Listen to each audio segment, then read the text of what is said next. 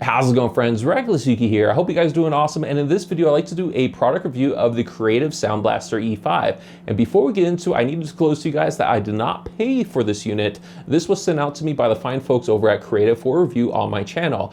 And basically what went down was I was questioning them about this device because I was basically looking for something to overtake the ASTRO mix amp as far as for the king of audio when it comes to console gaming. And when I was looking up this device, I saw that it basically said that it was limited to the 2.0, a stereo frequency output, but I was curious because it also had the SBX Studios on here, which indicated that it could go up to 7.1 surround.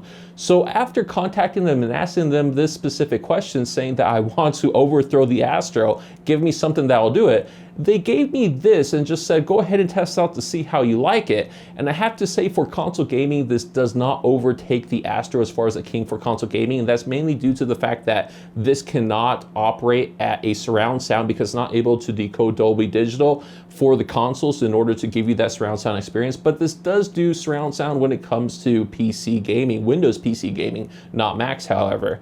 So there is some pros and cons to the device, and that's what we'll get into. And I'm going to show you guys a really close-up overhead view, go over basically specs and features, and then we'll kind of go over the app a little bit, and then I'll put my final closing thoughts on this device at the end. So hopefully you enjoy and stay tuned. All right, so here we are with a closer look of the E5, and as you can tell, it picks up fingerprint smudges like crazy, but that's something I'm not too concerned with. And on the top here, you see that there's these three little holes. This is for the built-in microphone, and the reason why there's three is based on the orientation of the device. Whether it be a landscape or portrait, it will pick up the left and right channels appropriately. So that's something I think is pretty cool for a built-in microphone, but that's something that I personally didn't test because that's something that I don't need. It also supports NFC, which is something I didn't test because my iPhone 5S doesn't have NFC capabilities, but it was able to connect to my phone with Bluetooth without any issues, so I was happy about that.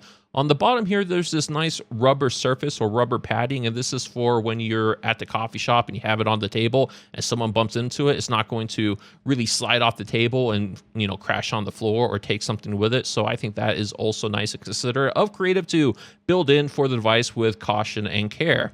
And on the top here, we have the two headphone outputs, which are just the 3.5mm stereo jacks, and we have a volume knob. Now, this is a free spinning volume knob. It feels decently tight, but not too tight, but not too loose. And if you press on it, it will mute the device, and then you can press on it to unmute it. So that is something that is nice about the device. There is no level indication or anything like that, so you could potentially jack it up all the way to 100 and blow out your ears depending on the headphones you use, but you just have to be mindful of that. And on the bottom here, we have the connections, and this is the micro USB, regular USB, and two 3.5mm jacks with also optical capabilities. And basically, this is what you would use to charge / hook it up to your, I guess, laptop. This is what you would use to hook up to some sort of a device like your iPhone or Android device if you want to have a USB host. And then right here we have a line or optical out, so it could go out through the optical or the analog signal. And then this is an analog input for the line or mic, and also an optical input for converting your digital to analog signals when you're trying to reproduce music. And so those are pretty cool features. It definitely is robust when it comes to features and connections. And on this side, there's really nothing. And on this side, we have a power and Bluetooth indicator. So if you hold it on, it will turn on the device. And if it turns white, that means the device is on. If it has a blue light, that means it's connected via Bluetooth. So if we just hold this button, you'll see that it basically turned white, and eventually it's going to hook up to my phone and turn blue just like how it did. And now it's hooked up to my phone via Bluetooth. And right here, you probably saw these lights turn on. These are the battery indicators, and the battery on this device is supposed to last about 8 hours, which is something I didn't test. I basically just go to school, do what I need to do, and then come home. That usually doesn't take longer than 8 hours, so I was never able to test this to its fullest capability. But then again, I'm never constantly listening to this device or using this device to listen to, so I wasn't really able to test that feature out, but it's supposed to last up to 8 hours. Here we have the SBX feature, or the SBX Pro Studio feature, which allows you to doctor up the sound to sound however you want, or you could just turn it off to have more of a natural reference audio. And then we have the gain from low to high, and this will be able to support headphones from 2.2 ohms up to 300 when it's in the low setting, And then if you turn it to high, it will support headphones from 300 to 600 ohms. So there really isn't any limitations of this device when it comes to headphones or impedance, except for the fact that it only has 3.5 millimeter jacks. I would prefer to have a 1/4 inch jack, at least maybe 1/4 inch and one 3.5 millimeter, but that probably was very difficult to fit all the functionality into this small form. So nonetheless, I'm fairly happy with this device overall as far as what it is. And if we just kind of look at my phone, just a second. All right, so with the phone, there's an app you can download, which is the Creative Sound Blaster Studio or something like that. You can find it in the App Store, whether it be the Android or the iOS. And if we click on this, we'll be presented with it hooking up to the device, and then we'll have features and whatnot that will be available to kind of tweak this to your heart's desire, which is pretty neat. It does take a little bit to hook up, but as you see, this is the menu that you should see. Now, if you don't see this menu and you have the device updated as far as the application updated from the iOS store, you're going to have to hook this up to your PC or your Mac, and you're going to have to update the firmware of this device. One of the issues I had when I downloaded this is it didn't really have anything. All it showed was the little settings, and it really didn't do anything. And that's because I had to update the device, the firmware. And then once I did that, then everything else shows and you have full control. So if we click on the SBX Studio, it takes a little bit to communicate. I'm not sure if that's due to the device or my phone, probably my phone. But as you can see, we have like the ability to control all these things. So we have... have to turn it on, then you can control the surround, crystallizer, bass, all this stuff. But the surround sound only works when it's hooked up to a Windows PC. It does not work when you're hooked up to a Mac or a console, and that's just due to the device not supporting Dolby. But it does work through, it does allow you to use up to 7.1 surround when you're hooked up to the Windows through the software. It will convert it through the software to send to the device to give you that surround sound experience. But anyways, that's the basic rundown of the app. It does everything that the desktop is able to do. Now, as far as some, I guess, specs or specifics about the device, as far as how it's able to convert audio, this is supposedly able to convert up to 24-bit, up to 90 or 192 kilohertz. But that's something that I wasn't able to get when I hooked this up to my PC via the micro USB.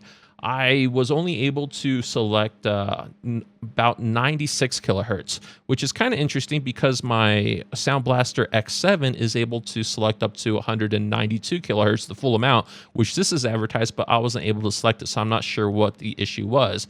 But when you use this for the stereo direct playback, it is supposed to go up to 192 kilohertz. But if you're using the DSP playback, it will only support 24-bit up to 96 kilohertz.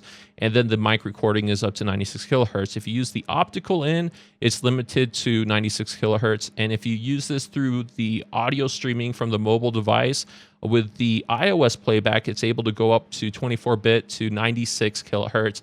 But if you hook it up through an Android device, it's supposedly only able to go up to 16-bit to 44.1 kilohertz. So that's kind of a degradation. If you go from an iOS device to an Android device, when you're trying to use this, it won't have the full functionality as the other, which is something I also thought was interesting. All right, so I decided to switch gears and show you guys the view of my desktop so I could go over this application, which will be easier to do it this way than it was to go over it on my phone. And here we are in the special software for the E5, and this is the SBX Pro Studio. And this is different from the software from the Sound Blaster X7. So depending on the device, you have to make sure that you download the appropriate device. As we can see, this is the X7 software, but we'll kick that out of the way and focus on the E5 since that's what this video is about. So here we are at the SBX Pro Studio section where you have control for all these functions, and you just simply click it to turn it on or off. This is surround sound. This basically is able to give you a fake 7.1 experience all the way down to a 2.0 experience. And this will only be allowed on a Windows-based PC. It's not supported with Mac or with the consoles. And that's mainly because the device isn't able to decode Dolby Digital. It's only able to present a 7.1 through this software. So that's kind of a bummer for console gaming, but it's perfect if you have let's say a gaming desktop or a gaming laptop that has a crappy audio card. That's what this is for. And then the crystallizer is able to enhance movies and music to make them sound more livelier. As the description there explains, you kind of just drag this down and up to see like what you like. And it kind of sounds pretty cool to hear things differently. Bass is pretty, self-explanatory as bass.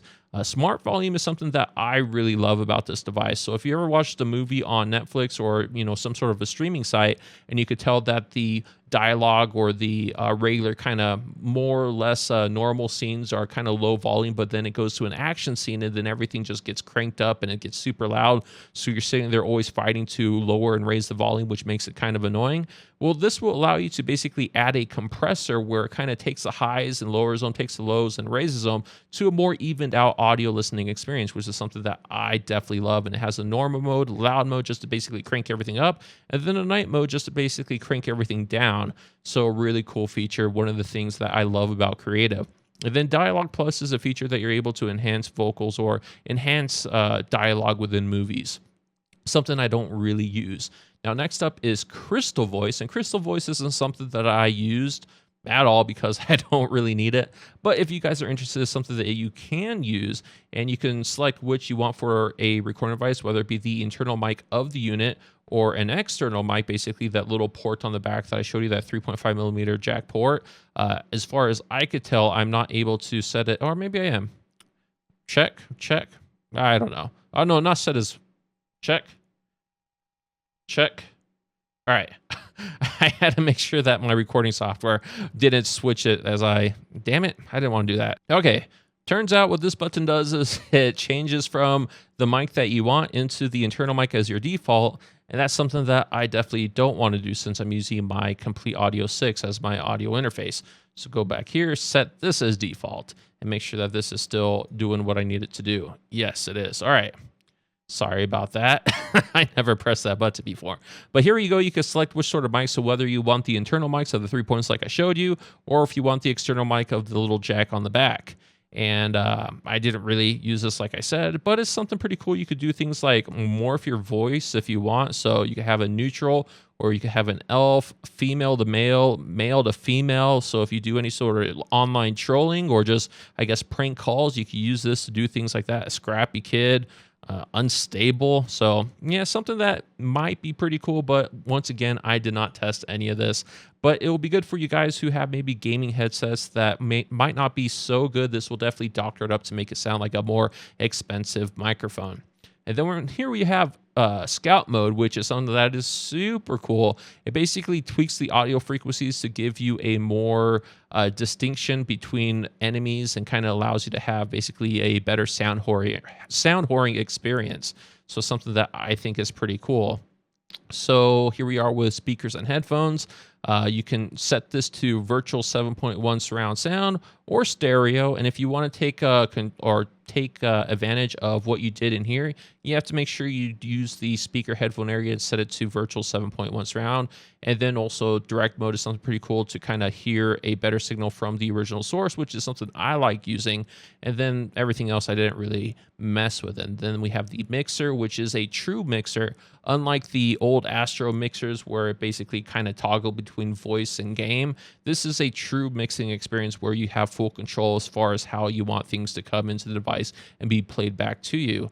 And then we also have a recording section, so you can also kind of do the same thing with the recording. And then the equalizer, I really love the equalizer because you're able to really kind of set things to what you want based on what you're doing. So like as you see here, it kind of has different frequencies set up for your different sort of rock genres or music genres. But then you could also use this to really set up a sound whoring experience. So if you really want to focus on the frequency where they would have footprints or footsteps, then you really jack that up. And then let's say explosions, you want to like turn that all the way down. So also another cool feature of the device. And then down here we have the profiles you can set so that if you want to go into first-person shooter mode, it basically tweaks things for first-person shooter, as you can see here. And then if we go to, let's say, I guess, music, it changes things differently for music. So these profiles are pretty handy, and you could also create your own profiles. Let's say you want something for a specific game where you mess with the equalizer and you made it perfect of how you want. You could have that, save it in here, and then name it whatever you want. It's another great feature of this program.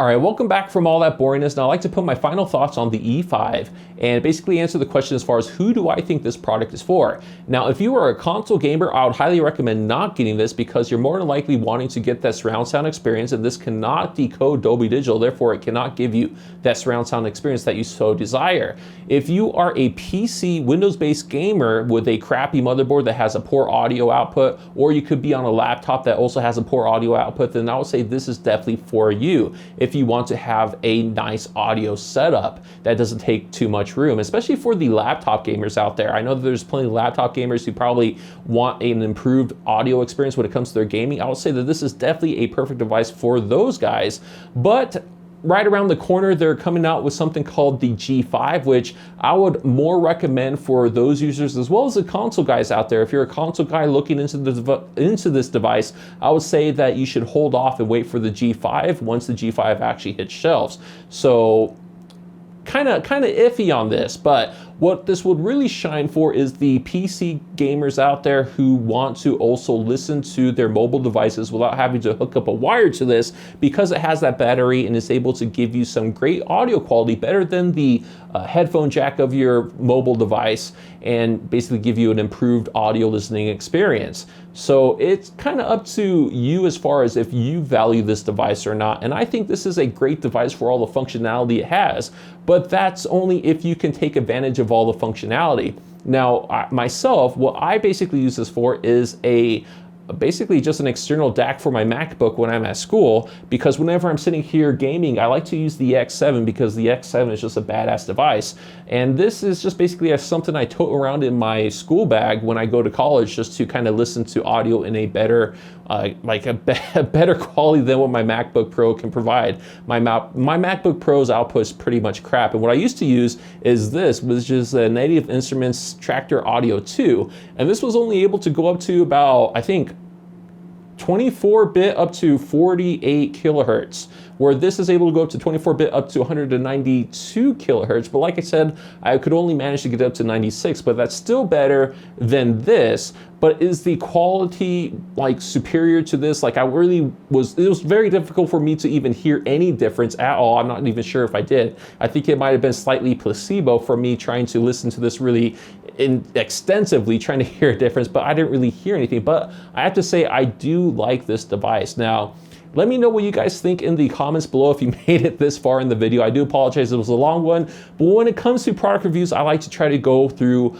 as much as I can as far as how much I know about the product, as well as everything I could possibly explain about it, and then let me know if you think I missed anything. That's also something that's very helpful for me to kind of help improve the content on my channel, and also let me know any suggestions as far as things I could improve on if you found any discrepancies. But anyways, thank you very much for watching. I do appreciate it, and I'm hoping I could get my hands on the G5 for review to compare against this, to compare against the mix amp, to compare against basically everything, to see if the G5 will be superior to this. And I'm also still looking for the ASTRO killer. I want something to overtake this guy, and I think Creative can do it, because Creative is just a pretty badass company, especially after they made the X7.